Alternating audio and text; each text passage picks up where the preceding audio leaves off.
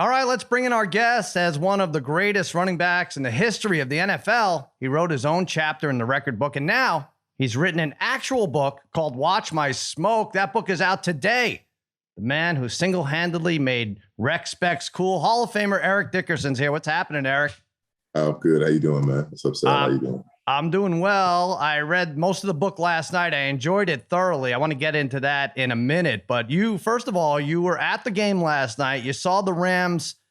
It was a complete beatdown from what I could tell, just watching on TV. Kind of the game we waited for all year from them. Did you get that sense? Man, you said exactly what I just wrote a buddy of mine right now. I think finally the team looked like a complete football team. I mean, like they played a complete game. Offense, defense, the offense we've been waiting for, the defense we've been waiting for all year.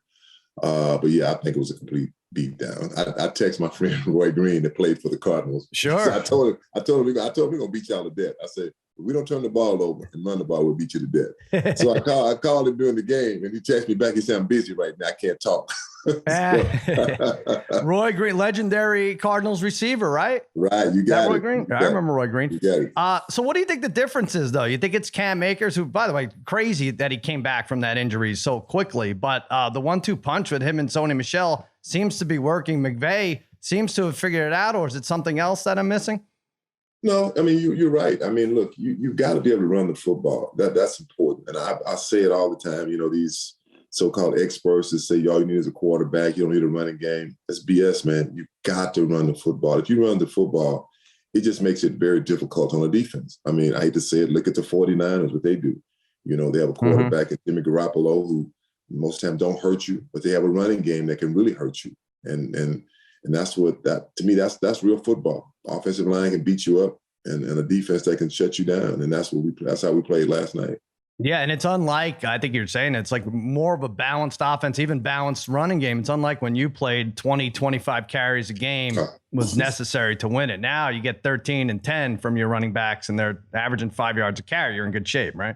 Yeah. I mean, you know, you always want a back that's willing to carry the ball 20, 25 times if necessary. You have that guy. But I mean, if you have a balanced attack, it's going to be it makes it that much easier on the quarterback. It makes it that much easier on the running back. All right. So now this Rams team, who we were like, oh, maybe they shouldn't have even won the division. Like last week, they blow that game to the 49ers. Cardinals had they won, or 2 weeks ago.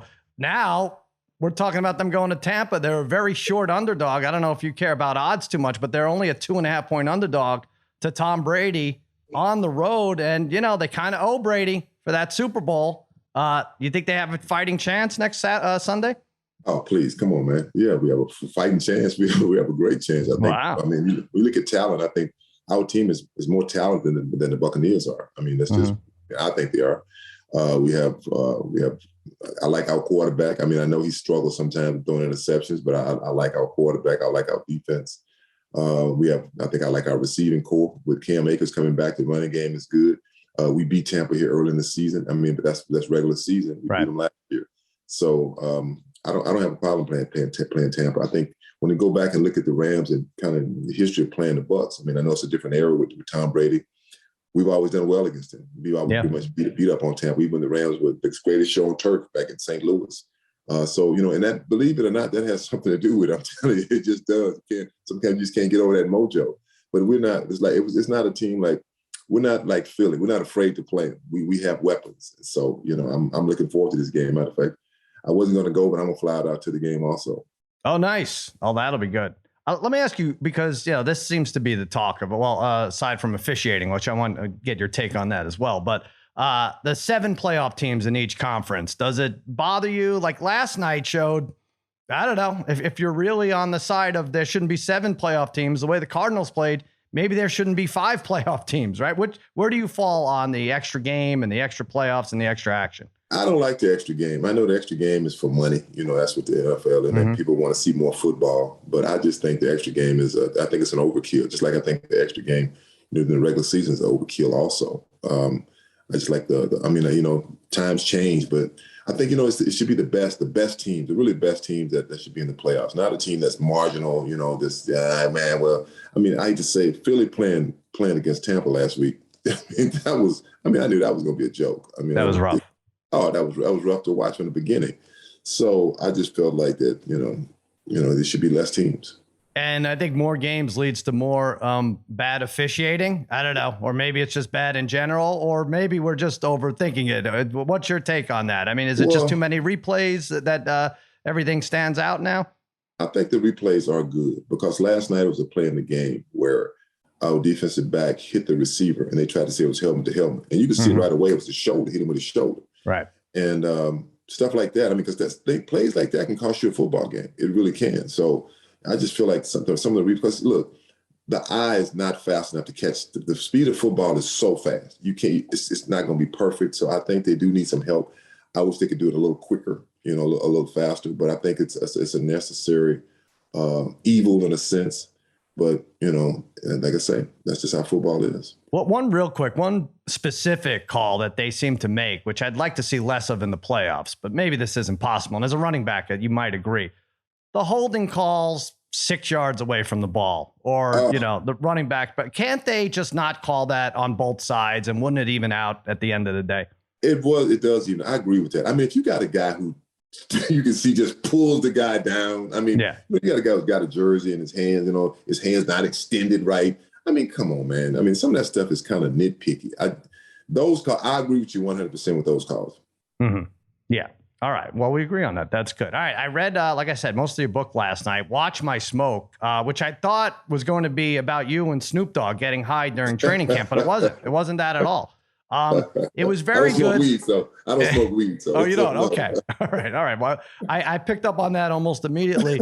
Let me ask you though, and it's almost poetic the way you speak about it. It really makes me miss, even though football's not over yet. When you talk about you like the breeze hitting your face and you love the look of the goalpost getting closer and closer. It's like, it really puts me on. I'm never close to the field, but it puts the average Joe out there with you. One thing that stood out to me, the year you hit 2105 rushing, you talk about how many obstacles you had.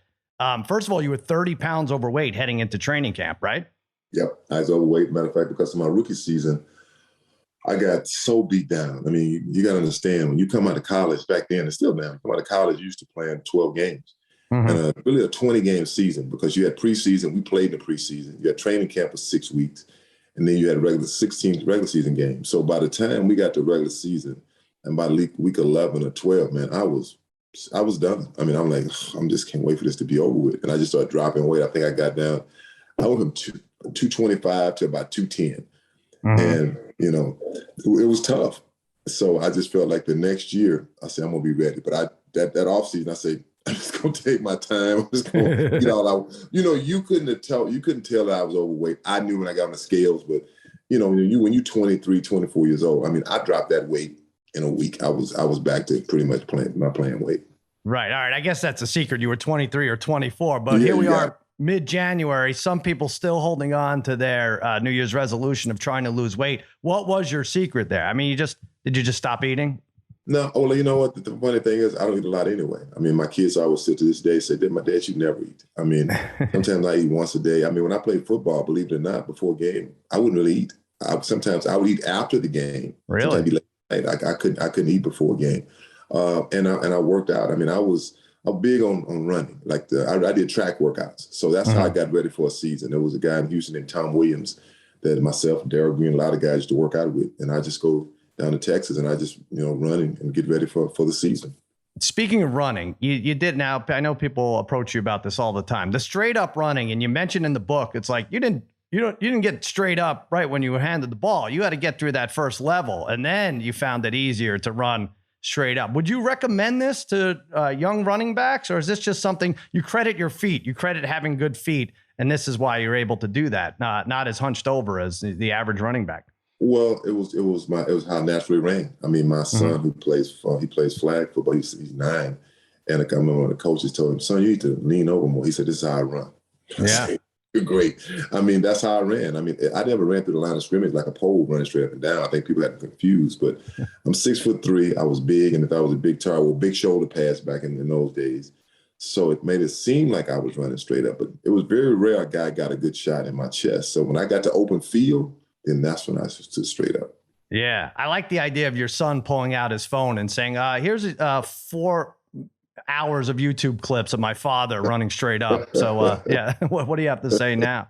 And then, but right back to that 2105 season, you had turf toe week 7 or 8, which nowadays, I don't know, running backs are out a month, but you credited an unsung hero, a trainer who had some plastic device made in the molding of your toe, or recommended you go out and do that. Matter of fact, I have it right here behind me. It's called a toe.